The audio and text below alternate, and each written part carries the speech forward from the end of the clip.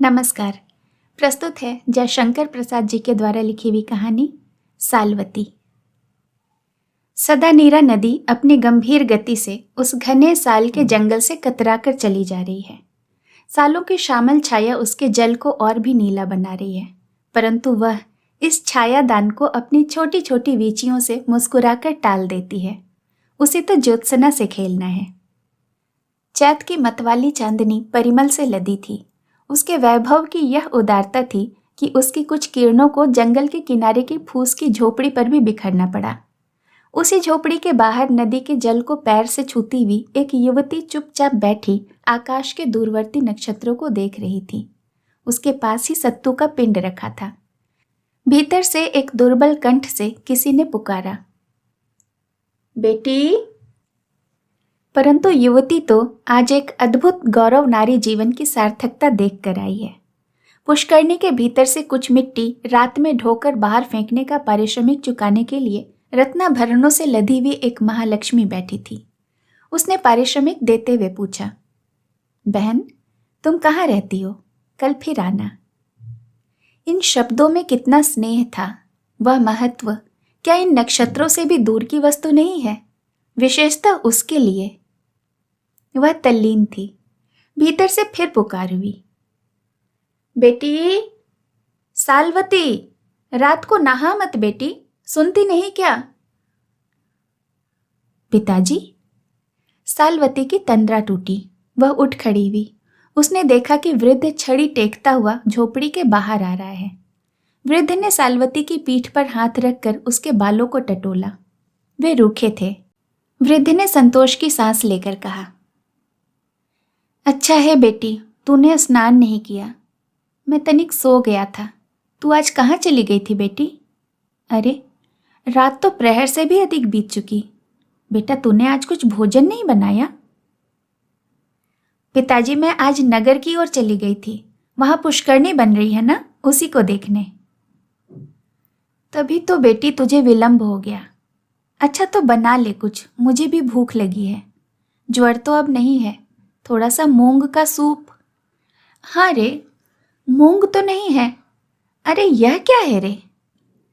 पिताजी, मैंने पुष्करणी से कुछ मिट्टी निकाली है। ये उसी का पारिश्रमिक है। मैं तो मूंग ही लेने गई थी, परंतु पुष्करणी देखने की धुन में उसे लेना ही भूल गई। भूल गई सो तो कोई बात नहीं बेटी, पर यह तूने क्या किया? वज्जियों के कुल में किसी बालिका ने आज तक। अरे, यह तो लज्जा पिंड है। बेटी, मैं इसे ना खा सकूंगा। किसी कुलपुत्र के लिए इससे बढ़कर अपमान की और कोई वस्तु नहीं। इसे फोड़ दे। सालवती ने उसे पटक कर तोड़ दिया। पिंड टूटते ही वैशाली की मुद्रा से अंकित एक स्वर्ण खंड उसमें से निकला। सालवती का मुंह खिल उठा, परंतु वृद्ध ने कहा, बेटी, इसे सदा नीरा में फेंक दे। सालवती विषाद से भरी उस स्वर्ण खंड को हाथ में लिए खड़ी रही। वृद्ध ने कहा, पागल लड़की, आज उपवास करना होगा। तेरे मिट्टी ढोने का उचित पारिश्रमिक केवल यह सत्तू है, यह स्वर्ण का चमकीला टुकड़ा नहीं। पिताजी, फिर आप? मैं आज रात को भी ज्वर का लंघन समझूंगा। जा, यह सत्तू खाकर सदा नीरा का जल पीकर सो रह। पिताजी, मैं भी आज रात को बिना खाए पिए रह सकती हूं, परंतु मेरा एक संदेह। पहले उसको फेंक दे, तब मुझसे कुछ पूछ। सालवती ने उसे फेंक दिया। तब एक निश्वास छोड़कर बुढ़े ने कहना आरंभ किया, आर्यों का वह दल जो माधव के साथ ज्ञान की अग्नि मुंह में रखकर सदा नीरा के इस पार पहले पहल आया, विचारों की स्वतंत्रता का समर्थक था। कर्मकांडियों की महत्ता और उनकी पाखंड प्रियता का विरोधी वह दल सब प्रकार की मानसिक या नैतिक पराधीनता का कट्टर शत्रु था। जीवन पर उसने नए ढंग से विचार करना आरंभ किया। धर्म का ढोंग उसके लिए कुछ अर्थ नहीं रखता था। वह आर्यों का दल दार्शनिक था। उसने मनुष्यों की स्वतंत्रता का मूल्य चारों ओर से आंकना चाहा। और आज गंगा के उत्तरी तट पर विदेह, वज्जी, लिच्छवी और मल्लों का जो गणतंत्र अपनी ख्याति से सर्वोन्नत है, वह उन्हीं पूर्वजों की कीर्ति लेखा है। मैं भी उन्हीं का कुलपुत्र हूँ। मैंने भी तीर्थकरों के मुख से आत्मवाद, अनात्मवाद के व्याख्यान सुने हैं। संघों के शास्त्रार्थ कराए हैं, उनको चतुर्मास कराया है। मैं भी दार्शनिकों में प्रसिद्ध था। बेटी, तो उसी धवल यश की दूहिता होकर किसी की दया पर अपना जीवन निर्वाह करे, यह मैं सहन नहीं कर सकता। बेटी, गणराज्य में जिन लोगों के पास प्रभुत धन है, उन लोगों ने निर्धन कुलीनों के निर्वाह के लिए यह गुप्तदान की प्रथा चलाई है कि अंधेरे में किसी से थोड़ा काम कराकर उसे कुछ स्वर्ण दे देना। क्या यह अनुग्रह नहीं है बेटी? है तो पिताजी। फिर यह कृतज्ञता और दया का भार तू उठाएगी? वही हम लोगों की संतान जिन्होंने देवता और स्वर्ग का भी तिरस्कार कर दिया था, मनुष्य की पूर्णता और समता का मंगल घोष किया था, उसी की संतान अनुग्रह का आश्रय ले? नहीं पिताजी, मैं अनुग्रह नहीं चाहूंगी। तू मेरी प्यारी बेटी है। जानती है बेटी, मैंने दार्शनिक वादों में सर्वस्व उड़ाकर अपना कौन सा सिद्धांत स्थिर किया है? नहीं पिताजी, आर्थिक पराधीनता ही संसार में दुख का कारण है। मनुष्य को उससे मुक्ति पानी चाहिए। इसीलिए मेरा उपास्य है स्वर्ण। किंतु आपका देवता कहाँ है? वृद्ध ठठाकर हंस पड़ा। उसने कहा, मेरा उपास्य मेरी झोपड़ी में है, इस सदानीरा में है और मेरे परिश्रम में है। सालवती चकित होकर देखने लगी। वृद्ध ने कहा, चौक मत बेटी, मैं हिरण्यगर्भ का उपासक हूं।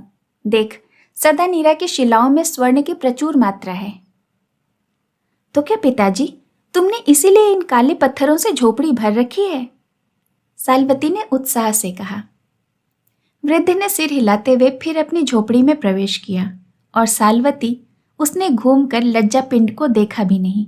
वह दरिद्रता का प्रसाद यूं ही बिखरा पड़ा रहा। सालवती की आंखों के सामने चंद्रमा सुनहला होकर सदानीरा की जलधारा को स्वर्णमयी बनाने लगा। साल के एकांत कानन से मर मर की ध्वनि उठती थी। सदानीरा की लहरें पुलिन से टकराकर गंभीर कलनाद का सृजन कर रही थीं, किंतु वह लावण्यमयी युवती अचेतन अवस्था में चुपचाप बैठी हुई विजयों की विदेह की अद्भुत स्वतंत्रता पर विचार कर रही थी। उसने झुंझला कर कहा, ठीक, मैं अनुग्रह नहीं चाहती। अनुग्रह लेने से मनुष्य कृतज्ञ होता है, कृतज्ञता परतंत्र बनाती है। लज्जा पिंड से मछलियों की उदर पूर्ति कराकर वह भूखी ही जाकर सो रही। दूसरे दिन से वृद्ध शिलाखंडों से स्वर्ण निकालता और सालवती उसे बेचकर आवश्यकता की पूर्ति करती। उसके साल कानन में चहल पहल रहती। अतिथि, आजीवक और अभ्यागत आते, आदर सत्कार पाते, परंतु यह कोई नहीं जान सका कि यह सब होता कहाँ से है। वैशाली में धूम मच गई। कौतूहल से कुलपुत्र चंचल हुए, परंतु एक दिन धवल यश अपनी गरिमा में हंसता हुआ संसार से उठ गया। सालवती अकेली रह गई। उसे तो स्वर्ण का उद्गम मालूम था। वह अपनी जीवनचर्या में स्वतंत्र बनी रही। उसका रूप और यौवन मानसिक स्वतंत्रता के साथ सदानीरा की धारा की तरह वेगपूर्ण था। वसंत की मंजरियों से पराग बरसने लगा। किसलय के कर पल्लव से युवकों को आमंत्रण मिला। वैशाली के स्वतंत्र नागरिक आमोद प्रमोद के लिए उन्मत्त हो उठे। अशोक के लाल स्वस्तकों में मधुपों का मादक गुंजार नगर प्रांत को संगीत में बना रहा था।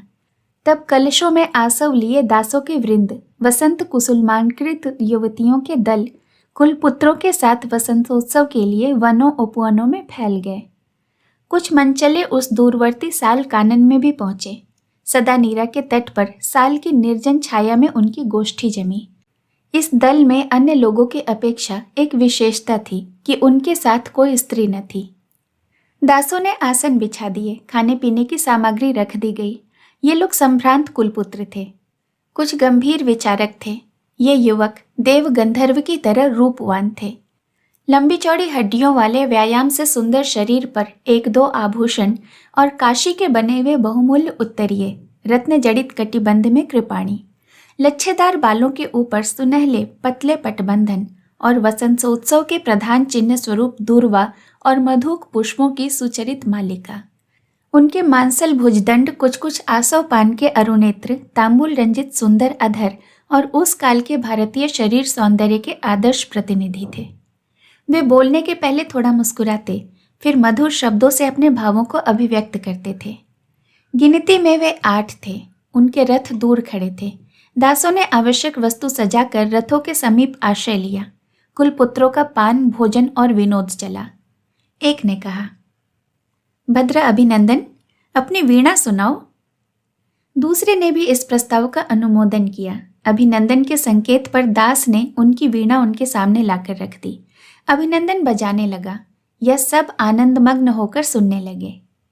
अभिनंदन ने एक विश्राम लिया। लोगों ने साधु साधु कहकर उसे अभिनंदित किया। सहसा अश्वों के पद शब्द सुनाई पड़े। सिंधु देश के 2 धवल अश्वों पर, जिनके स्वर्णालंकार चमक रहे थे, चामर हिल रहे थे, पैरों में झांझें मधुर शब्द कर रही थीं। 2 उच्च पदाधिकारी माननीय व्यक्तियों ने वहां पहुंचकर उस गोष्ठी के लोगों को चंचल कर दिया। उनके साथ के अन्य अश्वारोही रथों के समीप ही खड़े रहे, किंतु वे दोनों गोष्ठी के समीप आ गए। कुलपुत्रों ने एक को पहचाना। वह था उपराजा अभय कुमार।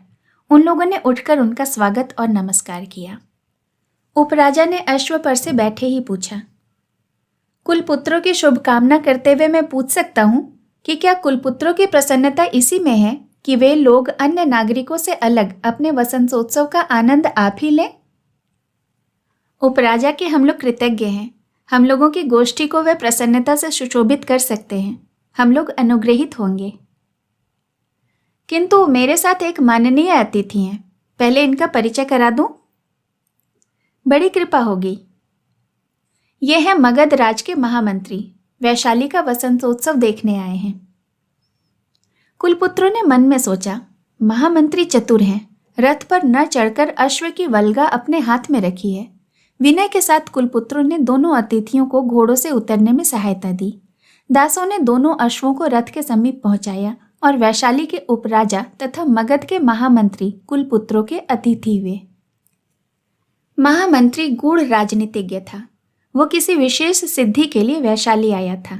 वह संस्थागार के राजकों की मनोवृत्ति का गंभीर अध्ययन कर रहा था। उनकी एक एक बातों, आचरणों और विनयों को वह तीव्र दृष्टि से देखता था। उसने पूछा, कुलपुत्रों से एक बात पूछूं, यदि वे मुझे प्रसन्नता से ऐसी आज्ञा दें? अभिनंदन ने कहा, अपने माननीय अतिथि को यदि हम लोग प्रसन्न कर सकें तो हम अनुग्रहित होंगे। वैशाली के 7,707 राजकों में आप लोग भी हैं। फिर आपके उत्सव में वैराग्य क्यों? अन्य नागरिकों से आप लोगों का उत्सव भिन्न क्यों है? आपकी गोष्ठी में ललनाएं नहीं है, वह उल्लास नहीं है, परिहास नहीं है, आनंद उमंग नहीं है। सबसे दूर अलग, संगीत आपनक से शून्य आपकी गोष्ठी विलक्षण है। अभय कुमार ने सोचा कि कुलपुत्र इस प्रश्न को अपमान न समझ लें, कहीं कड़वा उत्तर न दे दें। उसने कहा, महामंत्री, यह जानकर आप प्रसन्न होंगे कि वैशाली गणतंत्र के कुलपुत्र अपनी विशेषताओं और व्यक्तित्व को सदैव स्वतंत्र रखते हैं। अभिनंदन ने कहा, और भी एक बात है, हम लोग 8 स्वतंत्र तीर्थकरों के अनुयायी हैं और परस्पर मित्र भी हैं। हम लोगों ने साधारण नागरिकों से असमान उत्सव मनाने का निश्चय किया था। मैं तो तीर्थकर पूरन कश्यप के सिद्धांत अक्रियवाद को मानता हूँ। यज्ञ आदि कर्मों में न पुण्य है न पाप। मनुष्य को इन पचड़ों में नहीं पड़ना चाहिए। दूसरे ने कहा, आर्य, मेरा नाम सुभद्र है। मैं यह जानता हूं कि मृत्यु के साथ ही इन सब झगड़ों का अंत हो जाता है। तीसरे ने कहा, मेरा नाम वसंतक है। मैं संजय वेल्ठी पुत्र का अनुयायी हूं। जीवन में हम उन्हीं बातों को जानते हैं जिनका प्रत्यक्ष संबंध हमारे संवेदनों से है। हम किसी अनुभवातीत वस्तु को नहीं जान सकते। चौथे ने कहा, मेरा नाम मणिकंठ है। मैं तीर्थकर प्रबुद्ध कात्यायन का अनुगत हूँ। मैं समझता हूँ कि मनुष्य कोई सुनिश्चित वस्तु को ग्रहण नहीं कर सकता, कोई सिद्धांत स्थिर नहीं कर सकता। पांचवें ने कहा, मैं आनंद हूँ आर्य। तीर्थकत मस्करी गोशाल के नियमितवाद में मेरा पूर्ण विश्वास है। मनुष्य में कर्म करने की स्वतंत्रता नहीं, उसके लिए जो कुछ होना है वो होकर ही रहेगा। वो अपनी ही गति से गंतव्य स्थान तक पहुंच जाएगा। छठे ने कहा, मैं तीर्थकर नाथ पुत्र का अंतेवासी हूँ। मैं कहता हूँ कि वस्तु है भी और नहीं भी, दोनों हो सकती है। सातवें ने कहा, मैं तीर्थकर गौतम का अनुयायी सुमंगल हूँ। किसी वास्तविक सत्ता में विश्वास नहीं करता। आत्मन जैसा कोई पदार्थ ही नहीं है। आठवें ने किंचित मुस्कुरा कर कहा, आर्य, मैं मैत्रायन विदेह के सुनिश्चित आत्मवाद को मानने वाला हूं। ये जितनी भावनाएं हैं सबका उद्गम आत्मन ही है। अभिनंदन ने कहा, तब हम लोगों की विलक्षणता पर महामंत्री को आश्चर्य होना तो स्वाभाविक है। अभय कुमार कुछ प्रकृतिस्थ हो रहा था। उसने देखा कि महामंत्री बड़े कौतूहल और मनोनिवेश से कुलपुत्रों का परिचय सुन रहा है। महामंत्री ने कुछ व्यंग्य से कहा, आश्चर्य है, माननीय कुलपुत्रों ने अपने विभिन्न विचारों का परिचय देकर तो मुझे चकित ही कर दिया। तब आप लोगों का तो कोई एक मंतव्य हो ही नहीं सकता। क्यों नहीं हो सकता? वज्जियों का एक तो स्थिर सिद्धांत है ही, अर्थात हम लोग वज्जी संघ के सदस्य हैं। राष्ट्रनीति में हम लोगों का मतभेद तीव्र नहीं होता। कुलपुत्रों को चुप देखकर किसी ने साल के अंतराल से सुकोमल कंठ से यह कहा और नदी की ओर चली गई। उन लोगों की आंखें उधर उस कहने वालों को खोज रही थी कि सामने से कलश लिए हुए सालवती सदा नीरा का जल भरने के लिए आती दिखाई पड़ी। मगध के महामंत्री को उस रूप लावण्यमयी युवती का यह उत्तर थप्पड़ सा लगा। उसने कहा, अद्भुत। प्रसन्नता से महामंत्री की विमूढ़ता का आनंद लेते हुए अभय कुमार ने कहा, आश्चर्य कैसा आर्य? ऐसा सौंदर्य तो मगध में मैंने कहीं देखा ही नहीं। वज्जियों का संग सब विभूतियों से संपन्न है। अम्बापाली, जिसके रूप पर हम लोगों को गर्व है, इस लावण्य के सामने भी तुच्छ है, और इसकी वाक्पटुता भी। किंतु मैंने सुना है कि अम्बापाली वैश्य है, और यह तो। इतना कहकर अभय कुमार रुक सा गया। महामंत्री ने गंभीरता से कहा, तब यह भी कोई कुलवधू होगी। मुझे क्षमा कीजिएगा। यह तो पूछने से मालूम होगा। क्षण भर के लिए सब चुप हो गए। सालवती अपना पूर्ण घट लेकर करारे पर चढ़ रही थी। अभिनंदन ने कहा, कल्याणी, हम लोग आपका परिचय पाने के लिए उत्सुक हैं। स्वर्गीय कुलपुत्र आर्य धवल यश की दुहिता सालवती के परिचय में कोई विचित्रता नहीं है।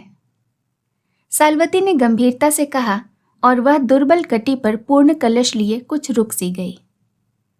मैत्रायण ने कहा, धन्य है कुलपुत्रों का वंश। आज हम लोगों का प्रतिनिधि बनकर जो उचित उत्तर आपने मगध के माननीय महामंत्री को दिया है वह कुलीनता के अनुरूप है। हम लोगों का साधुवाद ग्रहण कीजिए। क्या कहूँ आर्य, मैं उतनी संपन्न नहीं हूँ कि आप जैसे माननीय अतिथियों का स्वागत सत्कार कर सकूं। फिर भी जल फल फूल से मैं दरिद्र भी नहीं। मेरे साल कानन में आने के लिए मैं आप लोगों का हार्दिक स्वागत करती हूँ। जो आज्ञा हो मैं सेवा करूँ। शुभे, हम लोगों को किसी वस्तु की आवश्यकता नहीं। हम लोग आपकी उदारता के लिए कृतज्ञ हैं। अभिनंदन ने कहा, किंतु मैं एक प्रार्थना करूंगा। महामंत्री ने सविनय कहा, आज्ञा दीजिए, यदि आप अन्यथा न समझें। नहीं, कहिए भी। अभिनंदन के हाथ में वीणा है, एक सुंदर आलाप की पूर्ति कैसे होगी? धृष्ट महामंत्री ने कहा, मुझे तो संगीत की वैसी शिक्षा नहीं मिली है कि जिससे आप प्रसन्न हो सके। फिर भी मैं कलश रख कर आती हूँ। निसंकोच भाव से कहकर सालवती चली गई। सब चकित थे।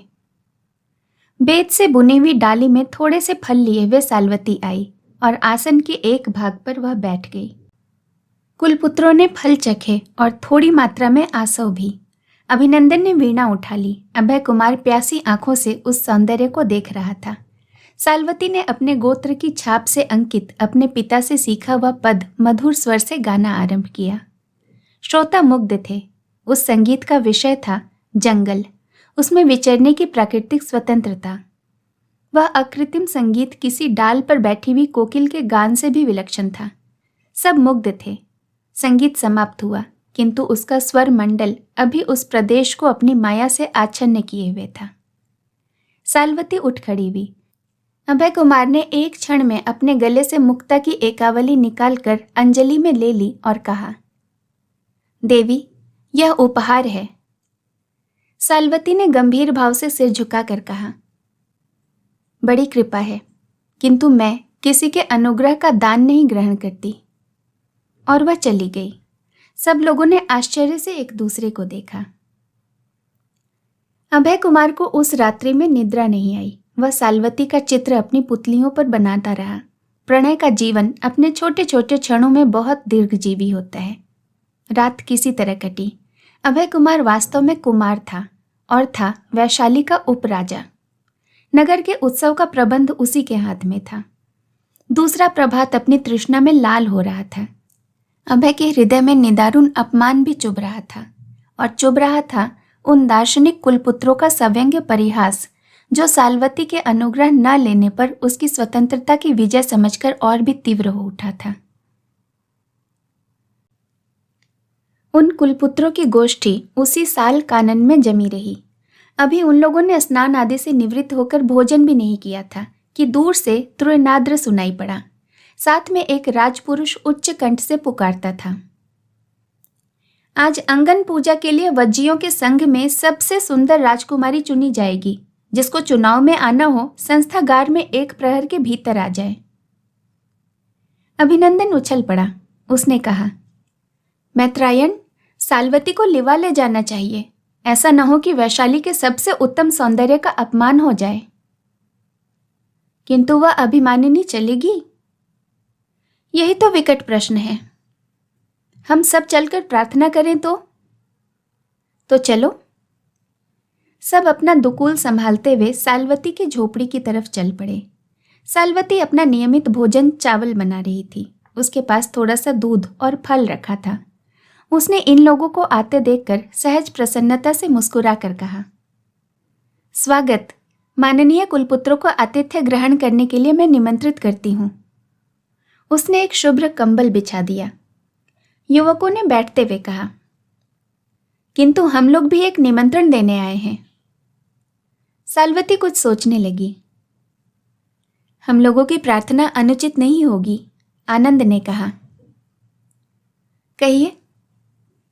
वैशाली के नागरिकों ने एक नया निर्णय लिया है कि इस बार वसंतोत्सव की अनंग पूजा विज्जी राष्ट्र की सर्वश्रेष्ठ सुंदरी के हाथों से कराई जाएगी।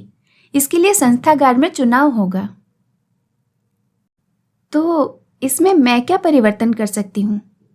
साल्वती ने सरलता से पूछा।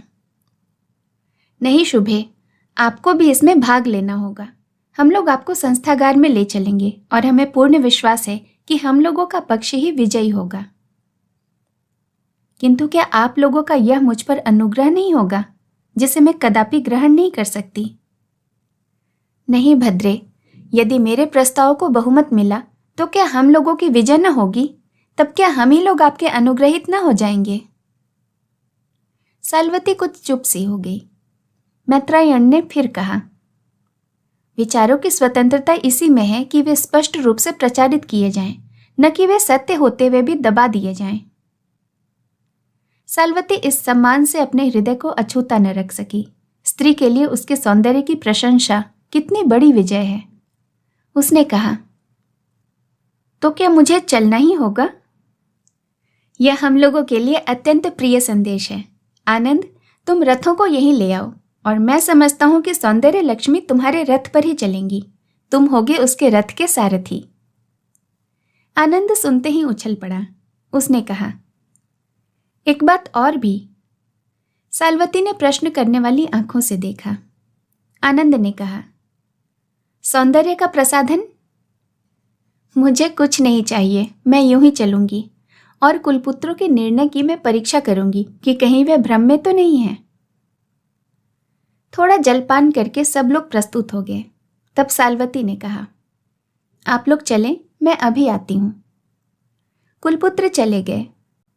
साल्वती ने एक नवीन कौशेय पहना, जूड़ों में फूलों की माला लगाई और रथ के समीप जा पहुंची। सारथी को हटाकर आनंद अपना रथ स्वयं हाँकने लगा। उस पर बैठी थी साल्वती, पीछे उसके कुलपुत्रों के साथ रथ थे। जब वे संस्थागार के राजपथ पर अग्रसर हो रहे थे तब भीड़ में आनंद और आश्चर्य के शब्द सुनाई पड़े। सुंदरियों का मुख अवनत हुआ। इन कुलपुत्रों को देखकर राजा ने पूछा, मेरे माननीय दार्शनिक कुलपुत्रों ने यह रत्न कहाँ पाया? कल्याणी साल्वती कुलपुत्र धवल यश की एकमात्र दुहिता है। मुझे आश्चर्य है कि किसी कुलपुत्र ने अब तक इस कन्या रत्न के परिणय की प्रार्थना क्यों नहीं की। अच्छा, तो क्या मत लेने की आवश्यकता है? राजा ने गंभीर स्वर से पूछा। नहीं नहीं, साल्वती विज्जी राष्ट्र की सर्वश्रेष्ठ कुमारी सुंदरी है। जनता का तुमुल शब्द सुनाई पड़ा। राजा ने 3 बार इसी तरह प्रश्न किया। सबका उत्तर वही था। साल्वती निर्विवाद विजयिनी हुई। अब अभय कुमार के संकेत पर 2500 दास थालों में रत्नों के अलंकार, काशी के बहुमूल्य कौशेय, अंगराग, तांबुल और कुसुम मालिकाएं लेकर उपस्थित हुए। अभय कुमार ने खड़े होकर संघ से प्रार्थना की कि मैं इस कुलकुमारी के पाणी पीड़न का प्रार्थी हूं, कन्या के पिता नहीं, इसीलिए संघ मुझे अनुमति प्रदान करे। साल्वती के मुंह पर भय और रोष की रेखाएं नाचने लगी। वह प्रतिवाद करने जा रही थी कि मगध के महामंत्री के समीप बैठा हुआ मणिधर उठ खड़ा हुआ।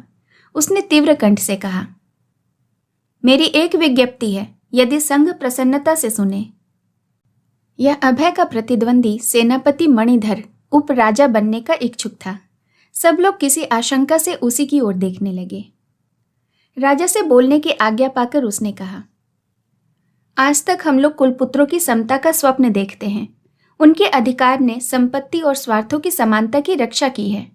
तब क्या यह उचित होगा कि यह सर्वश्रेष्ठ सौंदर्य किसी के अधिकार में दे दिया जाए?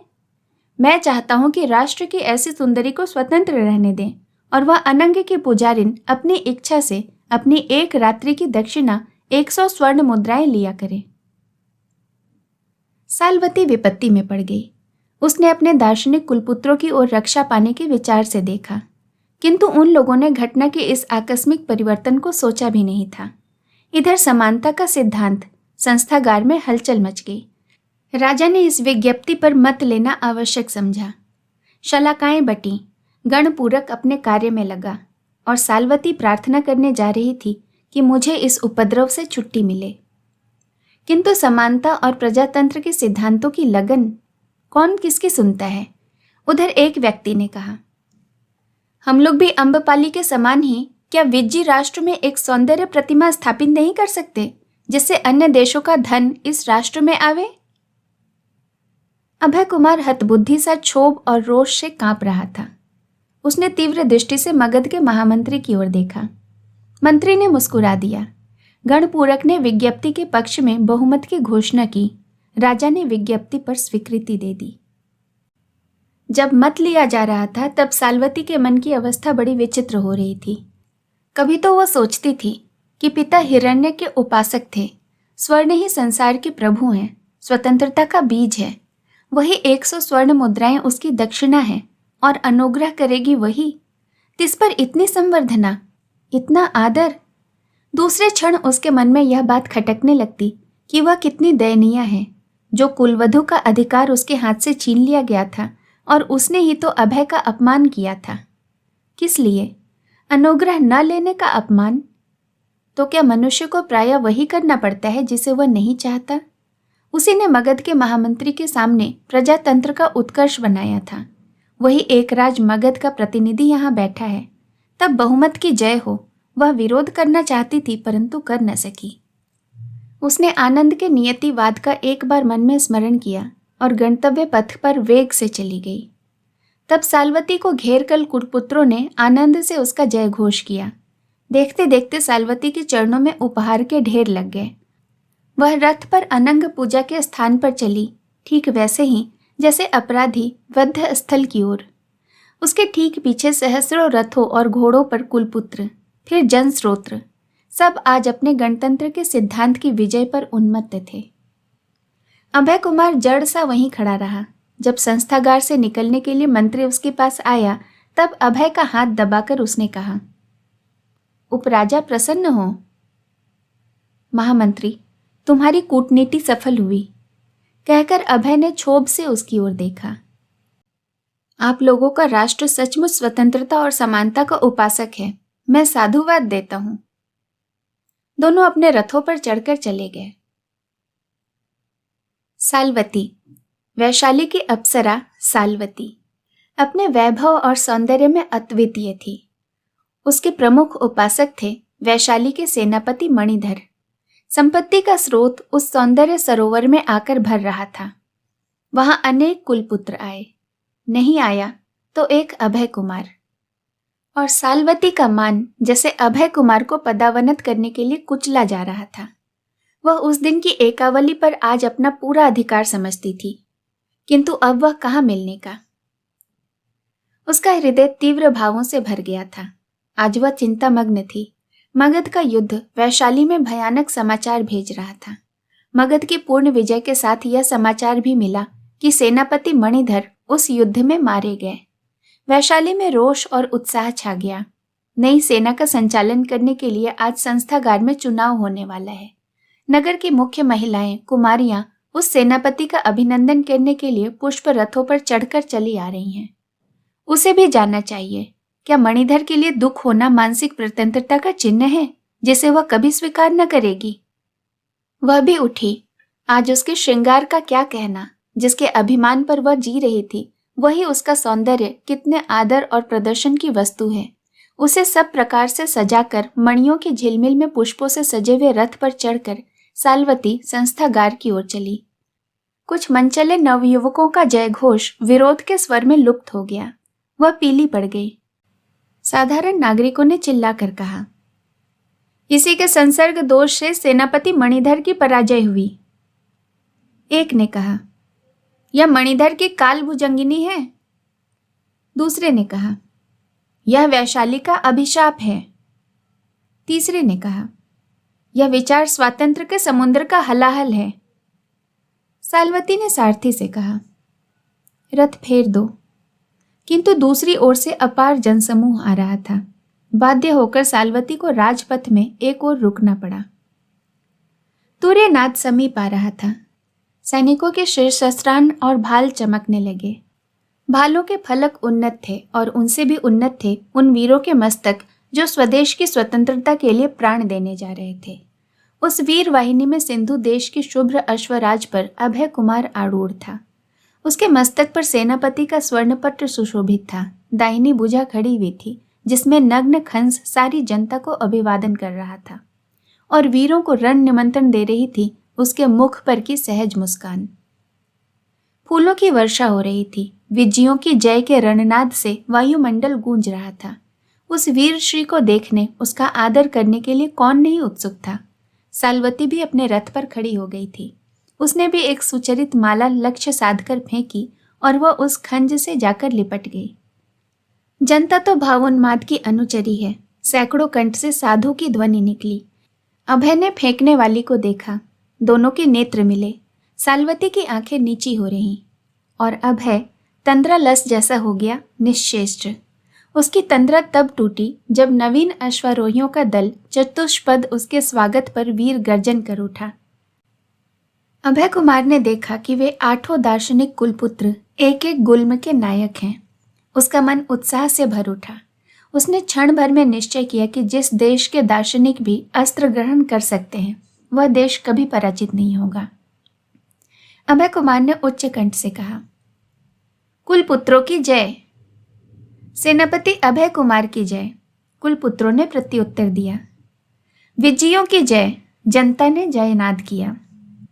वीर सेना युद्ध क्षेत्र की ओर चली और सालवती दीन मलिन अपने उपवन को लौटी। उसने सब श्रृंगार उतारकर फेंक दिए। आज वह सबसे अधिक तिरस्कृत थी। वह धरणी में लौटने लगी। वसुधा पर सुकुमार यौवन लता सी वह निर्वलंब पड़ी रही। आज जैसे उसने यह अनुभव किया कि नारी का अभिमान अकिंचन है। वह मुग्धा विलासिनी अभी अभी संसार के सामने अपने अस्तित्व को मिथ्या, माया, सारहीन समझकर आई थी।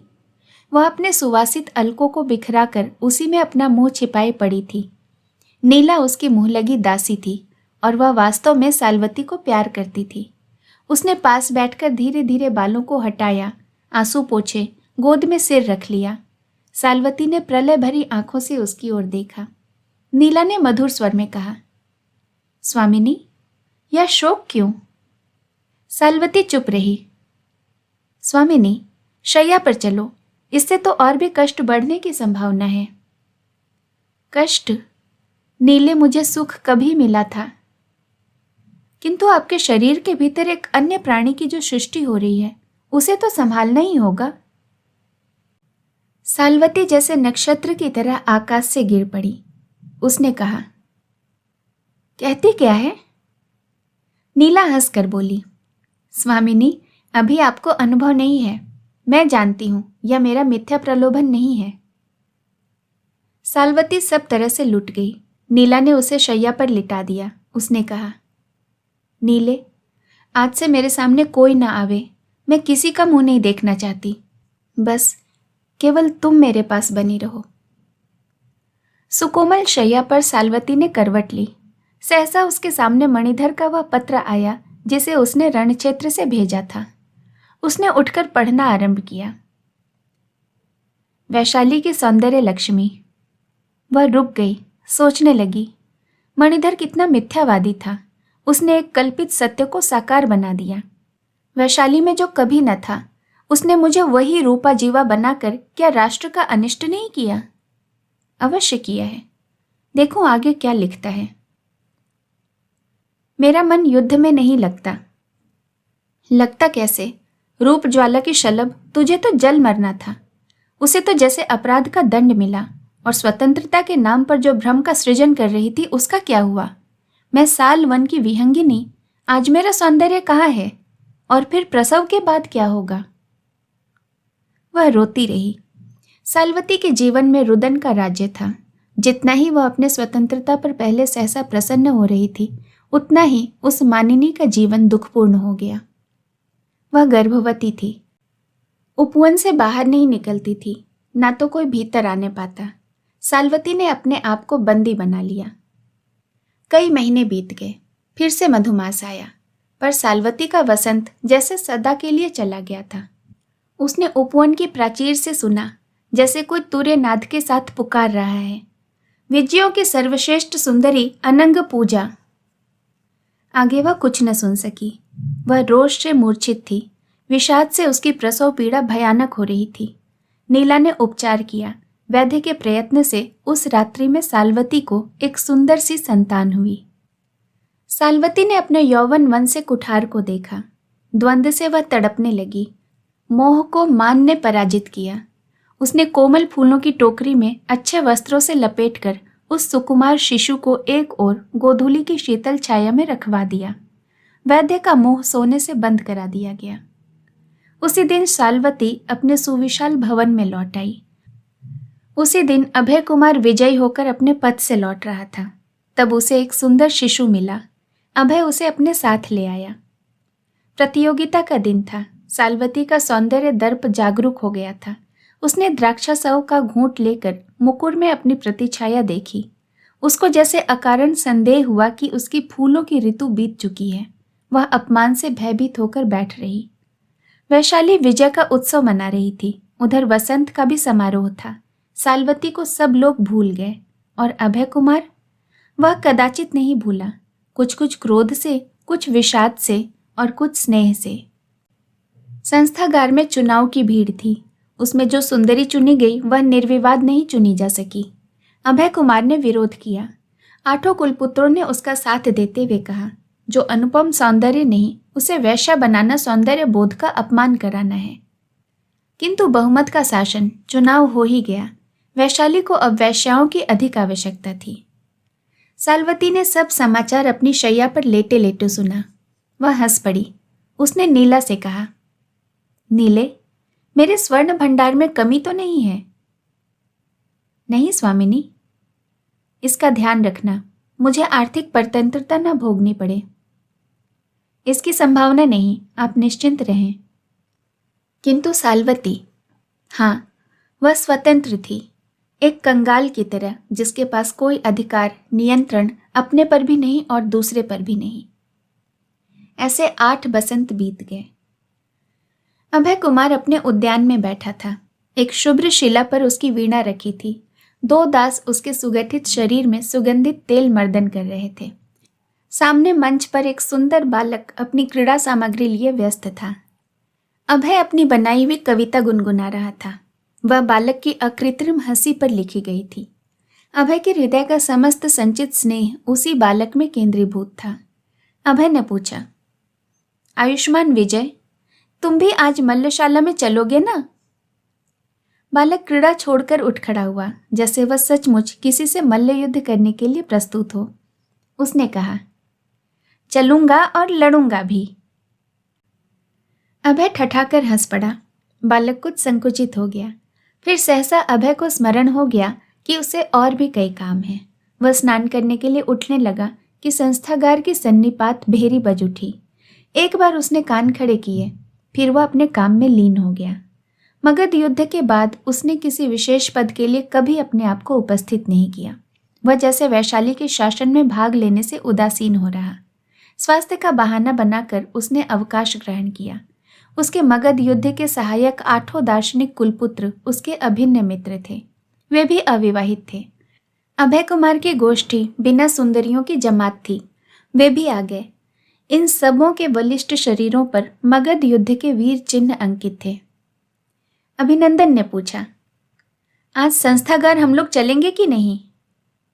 अभय ने कहा, मुझे तो मल्लशाला का निमंत्रण है। अभिनंदन ने कहा, तो सचमुच हम लोग वैशाली के शासन से उदासीन हो गए हैं क्या? सब चुप हो गए। सुभद्र ने कहा, अंत में व्यवहार की दृष्टि से हम लोग पक्के नियतिवादी ही रहे। जो कुछ होना है वह होने ही दिया जा रहा है। आनंद हंस पड़ा। मणिकंठ ने कहा, नहीं, हंसने से काम न चलेगा। आज जब मैं उपवन से आ रहा था तो मैंने देखा कि सालवती के तोरण पर बड़ी भारी भीड़ है। पूछने से मालूम हुआ कि 8 बरस के दीर्घ एकांतवास के बाद सौंदर्य के चुनाव में भाग लेने के लिए सालवती बाहर आ रही है। मैं क्षण भर रुका रहा। वो अपने पुष्प रथ पर निकली। नागरिकों की भीड़ थी। कुलवधुओं का रथ रुक रहा था। उनमें कई तेजस्विनी महिलाएं थीं जिनके गोद में बच्चे थे। उन्होंने तीव्र स्वर में कहा, यही पिशाचिनी हम लोगों के बच्चों से उनके पिताओं को, स्त्रियों से अपने पतियों को छीनने वाली है। वह एक क्षण खड़ी रही। उसने कहा, देवियों, 8 बरस के बाद वैशाली के राजपथ पर दिखाई पड़ी हूं। इन दिनों मैंने किसी पुरुष का मुंह भी नहीं देखा। आप लोग मुझे क्यों कोस रही हैं? वे बोली, तूने वैश्यावृत्ति के पाप का आविष्कार किया है। तू कुलपुत्रों के वन की दवाग्नि की प्रथम चिंगारी है। तेरा मुंह देखने से भी पाप होता है। राष्ट्र के इन अनाथ पुत्रों की ओर देख पिशाचिनी। कई ने बच्चों को अपनी गोद से ऊंचा कर दिया। सालवती ने उन बालकों की ओर देखा और रो दी। रो दी? अभिनंदन ने पूछा। हाँ हाँ, रो दी। उसने कहा, देवियों मुझे क्षमा करें, मैं प्रायश्चित करूंगी। और उसने अपना रथ बढ़वा दिया। मैं तो इधर चला आया, किंतु कुलपुत्रों से मैं सत्य कहता हूं कि सालवती आज भी सुंदरियों की रानी है। अभय कुमार चुपचाप विजय को देख रहा था। उसने कहा, तो क्या हम लोग चलेंगे? हाँ हाँ। अभय ने दृढ़ स्वर में पूछा, और आवश्यकता होगी तो सब प्रकार से प्रतिकार करने में पीछे न हटेंगे। हाँ हाँ, नहीं हटेंगे, दृढ़ता से कुलपुत्रों ने कहा। तो मैं स्नान करके अभी चला। रथों को प्रस्तुत होने के लिए कह दिया जाए। जब अभय स्नान कर रहा था तब कुलपुत्रों ने कहा, आज अभय कुछ अद्भुत काम करेगा। आनंद ने कहा, जो होना होगा वह तो होगा ही, इतनी घबराहट से क्या। अभय शीघ्र स्नानागार से लौट आया।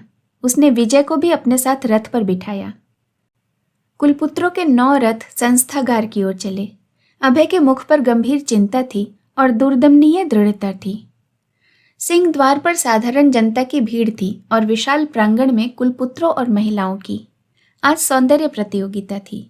रूप की हाट सजी थी। 8 भिन्न आसनों पर वैशाली की वैश्याएं बैठी थीं। 9वां आसन सूना था। अभी तक नई प्रार्थनी सुंदरियों में उत्साह था, किंतु सालवती के आते ही जैसे नक्षत्रों का प्रकाश मंद हो गया।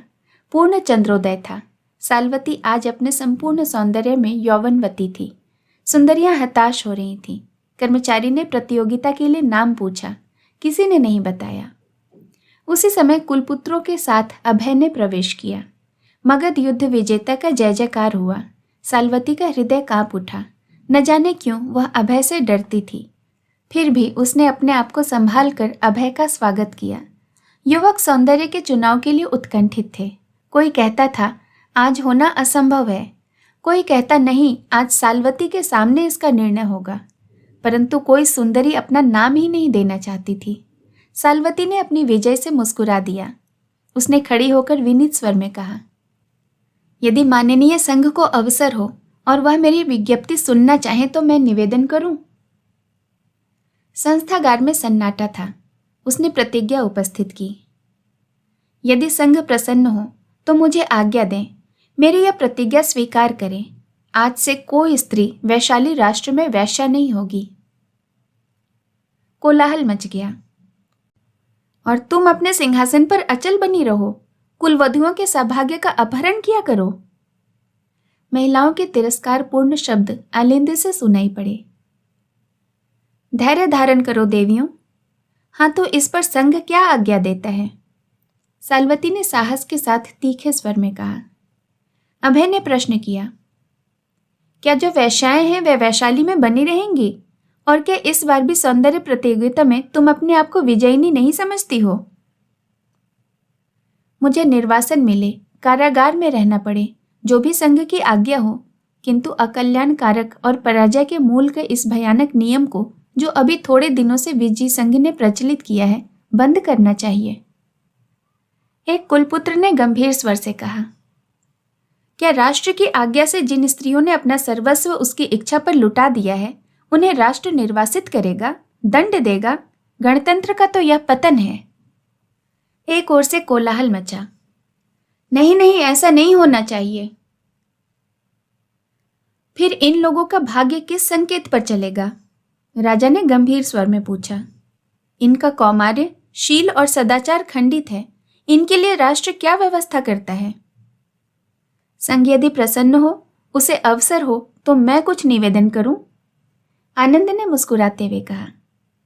राजा का संकेत पाकर उसने फिर कहा। हम 8 मगध युद्ध के खंडित शरीर विलांग कुलपुत्र हैं और ये शील खंडिता 8 नई अनंग की पुजारिने हैं। कुछ लोग हंसने की चेष्टा करते हुए दिखाई पड़े। कर्मचारियों ने तुरय बजाकर शांत रहने के लिए कहा। राजा, उपराजा, सेनापति, मंत्रधर, सूत्रधर, अमात्य, व्यवहारिक और कुलीकों के इस जटिल प्रश्न पर गंभीरता से विचार करना आरंभ करने लगे। संस्थागार मौन था।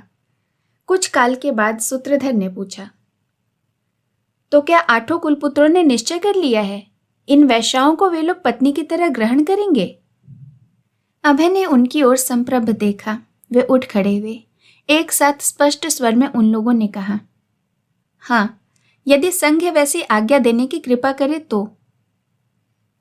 संघ मौन है, इसलिए मैं समझता हूं कि उसे स्वीकार है, राजा ने कहा। साल्वती की पुकार उठी। वे 8 अभिनंदन आदि के पार्श्व में आकर खड़ी हो गई थीं, किंतु साल्वती अपने स्थान पर पाषाणी प्रतिमा खड़ी थी। यही अवसर था जब 9 बरस पहले उसने अभय कुमार का प्रत्याख्यान किया था। पृथ्वी ने उसके पैर पकड़ लिए थे। वायुमंडल जड़ थी, वह निर्जीव थी। सहसा अभय कुमार ने विजय को अपनी गोद में उठाकर कहा, मुझे पत्नी तो नहीं चाहिए। हाँ, इस बालक की माँ को खोज रहा हूँ, जिसको प्रसव रात्रि में ही उसकी मानिनी माँ ने लज्जा पिंड की तरह अपनी सौंदर्य की रक्षा के लिए फेंक दिया था।